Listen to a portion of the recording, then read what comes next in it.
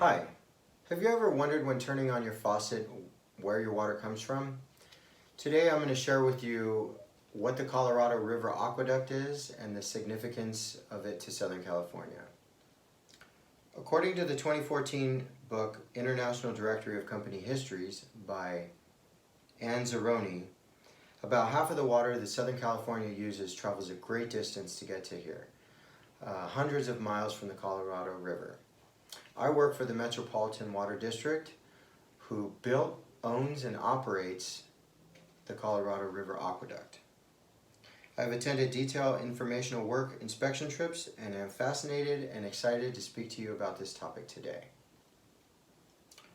Today I will take you on an informational journey of what the Colorado River Aqueduct is, why it was necessary, and how it was built. According to the Metropolitan Water District of Southern California, published in 2014 by Gale, a Carnegie company, with a continuously expanding population, Los Angeles City recognized the need to plan for infrastructure of accommodating larger numbers of people and businesses. Meeting the demand for water was a particular concern because from 1900 to 1930, the population grew by 10 times, from a little over 102,000 to 1.2 million.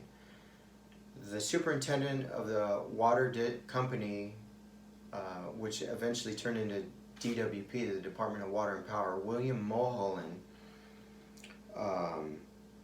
realized that the 1908 job they just had finished, the LA Aqueduct, was not providing enough water, even in combination with the groundwater that they were using.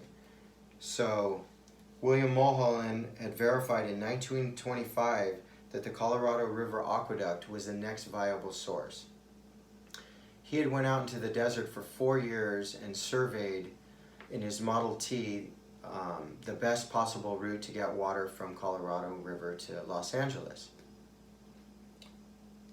Cities throughout the region had realized they had similar issues but lacked the funding. In 1927, the state legislature passed an act called the MWD Act, for the first time allowing for a non-continuous local government to form a regional public corporation. And it was a group of 13 cities. They were Los Angeles, Pasadena, Beverly Hills, Burbank, Compton, Fullerton, Glendale, Long Beach, Pasadena, San Marino, Santa Monica, Santa Barbara, Santa Ana, and Torrance. Together, they all joined together to cover the cost because President Herbert Hoover passed a $220 million bond for them to fund this project. According to the 1992 book, Tapping Alternatives, the Metropolitan Water District was formed in 1928 to build a Colorado River Aqueduct to supplement local water supplies of its 13 member cities. And the area today serves from Oxnard to the Mexican border. Joel Schwartz wrote A Water Odyssey in 1991 and states that the CrA is a 242-mile series of canals, conduits, channels, and tunnels built to provide drinking water for Southern California.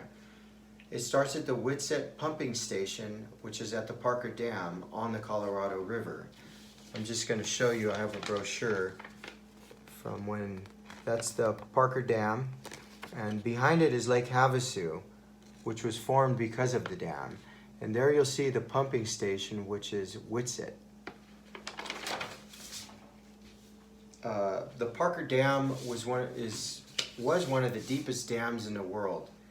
It's 235 feet into the riverbed, and 73% of it was below water.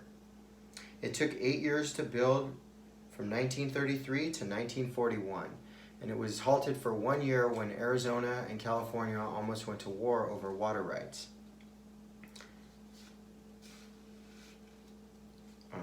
After the water has been pumped from Whitsett, it's pumped over a multitude of mountains, utilizing a series of 5 pumping plants. Each of the 5 pumping plants have some of the largest synchronized motors in the world. With each has the capacity of 90,000 gallons a minute. Keep in mind, the rest of the journey the water takes is propelled by gravity, which was designed by Theodore van Karman, who is the grandfather of rocketry. Up to 1 billion gallons of water travels the 242-mile route through the Sonoran Desert, up and over mountains daily until it reaches Lake Matthews, an artificially created reservoir in Riverside County. It holds 182,000 acre-feet of water. Just to give you an idea, 1 acre-feet of water is 326,000 gallons. So that reservoir holds about 60 billion gallons of water. And it was built for the endpoint storage holding facility at the end of the CrA. From there, the water is fed to the city of Laverne, where it is treated and distributed to member agencies. According to the Journal of the West, October 1964 by Margaret Romer, 10,000 men worked on this project at a time. And there was 35,000 men and people that worked on this project in total. And because this was during the Great Depression, many of these people were just eager to work on anything. And just to give you an idea, the average rate at the time was about $1 a day at other companies. And they were offering $4.50 for unskilled laborers and up to $9 an hour if you were a college graduate or a skilled laborer. So it was really good money.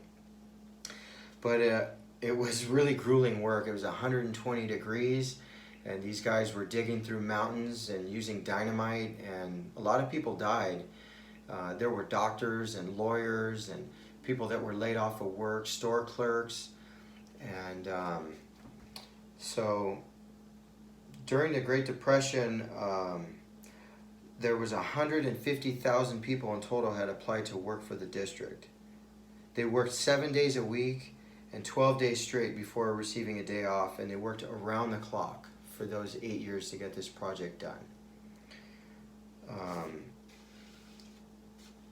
There was a guy named Dr. Sidney Garfield, and he was an early pioneer, and he provided health care for a nickel a day, and he ended up starting Kaiser Permanente. In conclusion, without Mulholland's vision and determination, the CrA could not have been built, and Southern California would likely be a completely different place than it is today. We have only just scratched the surface on all that is involved in making sure that Southern California has the water that it needs. I hope that you have a little better understanding and appreciation of how amazing the Colorado River Aqueduct is. Thank you.